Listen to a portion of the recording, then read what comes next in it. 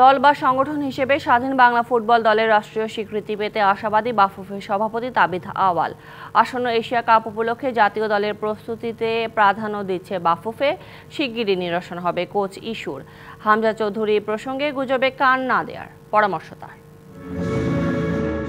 বাফুফের অ্যাস্ট্রোটার্ফে সাবেক জাতীয় ফুটবলারদের মিলন মেলা, লাল দল আর সবুজ দলের উপভোগ্য এক ম্যাচ, যেখানে ৩-১ গোলের জয় লাল দলের।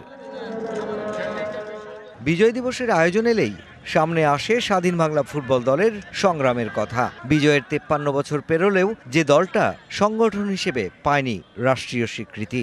তারাই কিন্তু বাংলাদেশের পতাকা প্রথম তুলেছিল, তারাই তাদের কাজের মাধ্যমে এই যুদ্ধর তথ্যগুলি পৃথিবীর সামনে ছড়িয়ে দিয়েছিল। আমরা আশা করি সরকার যখন বিবেচনায় রাখবে খেতাব দেওয়ার জন্য, তখন স্বাধীন বাংলা ফুটবল দল হিসাবে স্বীকৃতি পাবে।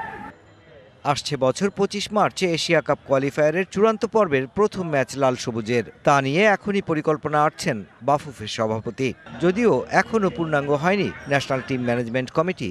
অতি শীঘ্রই করতে যাচ্ছি, তখন ন্যাশনাল টিমের প্রথম কমিটি মিটিংয়ে আমি সিদ্ধান্তগুলো নিব। আজকের থেকে আগামী দিন পর্যন্ত, মানে খেলা আগ পর্যন্ত কি কি পদক্ষেপ নিতে হবে চূড়ান্ত তারাই করবে, তারপরে আমরা আপনাদেরকে জানিয়ে দিব।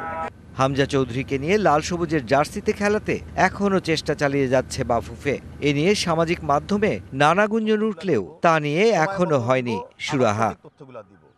এই মুহূর্তে আমাদের কাছে কোনো আপডেট নাই, কোনো যা আমরা সামাজিক মাধ্যমে দেখছি সেগুলো কিন্তু আজকের জন্য সত্য নয়।